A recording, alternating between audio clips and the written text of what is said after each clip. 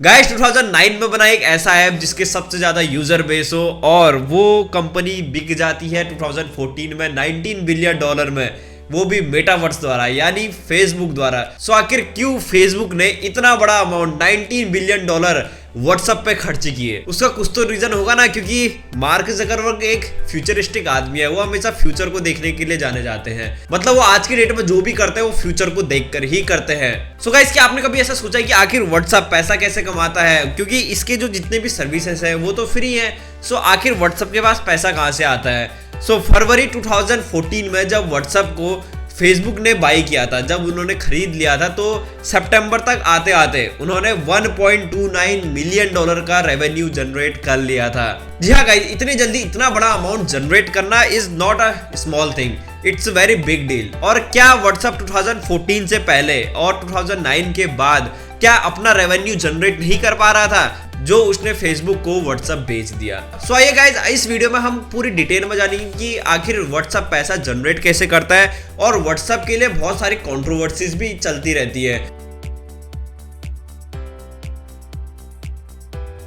So guys, सबसे पहले मैं आपको ये रेकमेंड करूंगा कि अगर आपने मेरी व्हाट्सएप और सिग्नल और टेलीग्राम वाली वीडियो नहीं देखी है तो आप जरूर उसे देखिएगा, उसका लिंक आपको डिस्क्रिप्शन में मिल जाएगा। सो आज का हमारा टॉपिक है आखिर व्हाट्सएप अपना रेवेन्यू जनरेट कैसे करता है। गाइस, सबसे पहले मैं आपको फेसबुक के बारे में बताना चाहूंगा जिसने इस व्हाट्सएप को खरीदा है। तो फेसबुक का जो बिजनेस मॉडल है वो तो आजकल किसी से छुपा नहीं है, ये यूजर के डेटा को यूज करके एडवर्टाइजमेंट के रूप में पैसा जनरेट करता है। तो अगर हम इसी बिजनेस मॉडल को व्हाट्सएप पे अप्लाई करके देखें तो ये बिल्कुल फिट बैठता है। पर गाइस, मैं ये बिल्कुल भी नहीं कह रहा हूं कि व्हाट्सएप आपके लिए बिल्कुल भी अनसेफ है। ये एंड टू एंड इनक्रिप्टेड वाली चीज अभी भी व्हाट्सएप में फॉलो होती है। मतलब आप अगर व्हाट्सएप में ही अपने किसी दोस्त से किसी से भी बात कर रहे हो, सो आपके जो मैसेज हैं वो कोई भी नहीं पढ़ सकता, वो एंड टू एंड इनक्रिप्टेड होते हैं। पर जो आपकी डिटेल्स हैं, जैसे आपकी एज क्या है, आपने क्या स्टेटस लगाया है, आपकी प्रोफाइल पिक्चर क्या है, और कुछ कीवर्ड जो हैं वो व्हाट्सएप के सर्वर पे ही अपलोड होते हैं।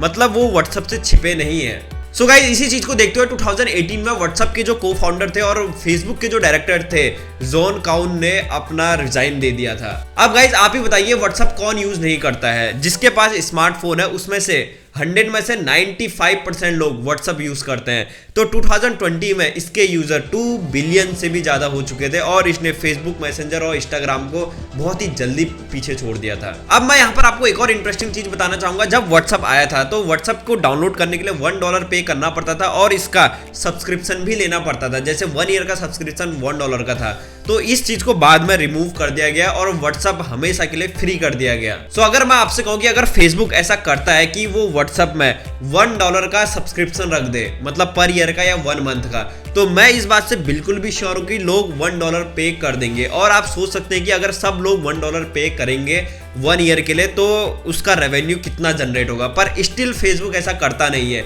सो आखिर उसके पीछे का रीजन क्या है? गाइस, इसका रीजन अगर मैं आपसे कहूं कि इसका रीजन हाइड किया हुआ है तो ये बात बिल्कुल भी सही होगी, क्योंकि जो व्हाट्सएप है इसके लिए काफी सारी कंट्रोवर्सीज भी आपको बीच में जरूर देखने को मिली होगी और बहुत सारे लोगों ने व्हाट्सएप को अनइंस्टॉल भी कर दिया था। वो इसीलिए किया था कि सबको ऐसा लगने लगा था कि व्हाट्सएप हमारी डेटा प्राइवेसी के साथ खिलवाड़ कर रहा है और वो अब हमारा डेटा किसी और कंपनी को बेच रहा है। पर बाद में ओपनली व्हाट्सएप को सामने आना पड़ा था। उन्होंने बोला था कि हम किसी के भी मैसेज को नहीं बेचते हैं, ना ही हम किसी के डेटा को बेचते हैं। पर हम इस बात पर बिल्कुल भी डाउट नहीं कर सकते कि व्हाट्सएप, हम अगर एक दूसरे को मैसेज कर रहे हैं व्हाट्सएप के थ्रू तो वो हमारे मैसेज कोई पढ़ रहा हो, तो ये चीज होना थोड़ा मुश्किल जरूर है। पर जो आपका इंटरेस्ट है और आपको क्या चीज पसंद है, आपकी एज क्या है, ये तो व्हाट्सएप को पता है। तो इसी बिजनेस मॉडल को लेकर आपको फेसबुक में या अलग अलग प्लेटफॉर्म में अलग अलग टाइप से एडवर्टाइजमेंट दिखाए जाते हैं। तो ये सबसे बड़ा व्हाट्सएप के लिए एक रेवेन्यू मॉडल भी जरूर है।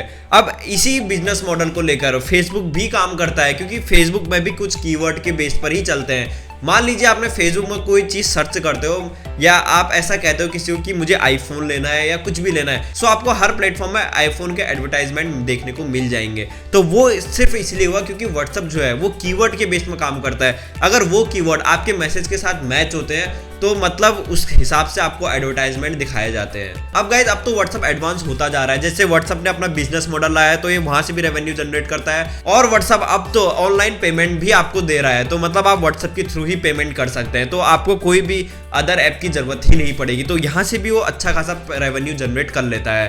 पर यहाँ पर एक इंटरेस्टिंग चीज जरूर है गाइज, 2016 में व्हाट्सएप ने ऐसा सोचा था कि हम व्हाट्सएप को मोनेटाइज करेंगे, मतलब व्हाट्सएप में भी ऐड दिखाए जाएंगे। तो यहाँ पर बहुत बड़ी कंट्रोवर्सी हुई थी गाइस, तो इस चीज को देखते हुए व्हाट्सएप को फिर मोनेटाइज नहीं किया गया। पर यहाँ पर एक और मैं आपको इंटरेस्टिंग चीज बताना चाहूंगा कि मोस्टली अमेरिकन जो है वो व्हाट्सएप का यूज नहीं करते हैं गाइस, क्योंकि वो लोग ये मानते हैं कि हमारी प्राइवेसी व्हाट्सएप में बिल्कुल भी सेफ नहीं है। 100 में से सिर्फ 20% ही अमेरिकन व्हाट्सएप यूज करते हैं। तो 2015 में इसी बात को लेकर एक सर्वे किया गया, तो मोस्टली अमेरिकन ने ये कहा कि हमारी प्राइवेसी हमारे लिए बहुत इंपॉर्टेंट है, हम अपनी प्राइवेसी के साथ बिल्कुल भी खिलवाड़ नहीं होने देंगे। अब ये चीज अमेरिकन ने किस बेस पर बोली? यहाँ पर मोस्टली अमेरिकन ने ये कहा था कि व्हाट्सएप अब अपनी लोकेशन अगर आपको किसी को भेजने तो आप भेज सकते हो इजीली व्हाट्सएप के थ्रू। पर यहाँ पर अमेरिकन ने ऐसा कहा था कि हमारी लोकेशन अगर हम किसी को भेज रहे हैं व्हाट्सएप के थ्रू तो व्हाट्सएप को तो पहले से पता है हमारी लोकेशन क्या है। तो यहाँ पर मोस्टली अमेरिकन इस बात से डिसएग्री हो गए थे कि व्हाट्सएप हमारी लोकेशन भी ट्रैक कर रहा है। अब यहाँ पर अमेरिकन का व्हाट्सएप ना यूज करने का रीजन एक ये भी, क्योंकि जो भी अमेरिकन है वो ये मानते हैं कि अगर हम व्हाट्सएप में किसी को भी इंटरनेशनल कॉल अगर करनी है तो वो हमें महंगा पड़ता है बजाय हम अगर किसी और ऐप का यूज करें। अब सेकंड चीज यहाँ पर ये निकल के आई कि अमेरिकन से मोस्टली अमेरिकन से आईफोन का यूज सबसे ज्यादा करते हैं। तो अब यहाँ पर आईफोन का तो खुद का अपना सर्वर है, वो किसी और सर्वर पे क्यों जाएगा,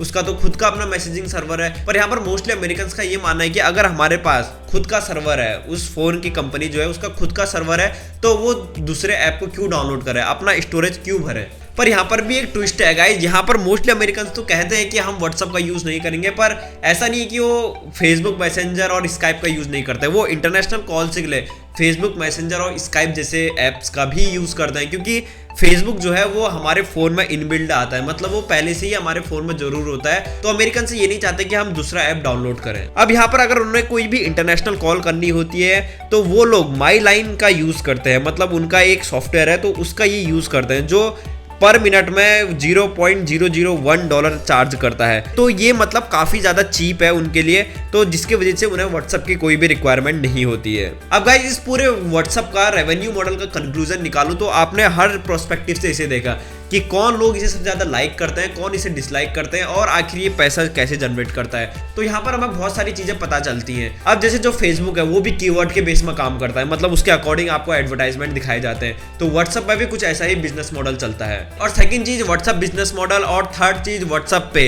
मतलब आप पे कर सकते हैं। तो इस चीज से भी व्हाट्सएप अच्छा रेवेन्यू जनरेट कर लेता है। तो अब रही बात आपके मैसेज की प्राइवेसी की, तो आप इस बात की बिल्कुल भी टेंशन मत लीजिए कि अगर आप किसी को मैसेज कर रहे हैं तो वो मैसेज कोई पढ़ सकता है। पर हाँ, अगर आप कोई भी थर्ड पार्टी यूज कर रहे हैं तो डेफिनेटली आपके मैसेज पढ़े जा सकते हैं, क्योंकि अगर आप ओरिजिनल व्हाट्सएप यूज नहीं कर रहे हैं, आप दूसरा व्हाट्सएप यूज कर रहे हैं, तो उस पर आपके मैसेज बिल्कुल भी सेफ नहीं है। पर जो इनके ऑफिशियल जो व्हाट्सएप है उस पर आपके एंड टू एंड इनक्रिप्टेड वाली चीजें काम करती हैं। सो लास्ट में मैं आपसे ये कहना चाहूंगा कि अभी भी व्हाट्सएप का जो बिजनेस मॉडल है वो खुलकर किसी को भी नहीं पता है। मतलब हम ऐसा कहते तो हैं कि जो व्हाट्सएप है वो हमारी डेटा को लेकर किसी और प्लेटफॉर्म को बेचता है और हमें एडवर्टाइजमेंट दिखाता है, पर इस बात से जो फेसबुक है वो हमेशा मना करता हुआ आया है कि हम कभी भी किसी का डेटा नहीं लेते हैं। तो अब आप सोचेंगे कि आखिर फेसबुक इसे मना करता है तो सही कहता होगा, तो जरूरी नहीं है कि वो हमेशा सही कहे। वो अपने प्लेटफॉर्म को बुरा नहीं कहेगा, क्योंकि कोई भी इंसान अपने जो बनाया वो उसने ऐप है जिसमें उसने पैसा लगाया वो उसको कभी भी बुरा नहीं कहता है। तो यहाँ पर मोस्टली एक्सपर्ट तो यही कहते हैं जो अभी मैंने आपको सारा कुछ बताया। सो मिलते हैं गाइस ऐसी कुछ इंटरेस्टिंग टॉपिक के साथ, तब तक के लिए थैंक यू सो मच।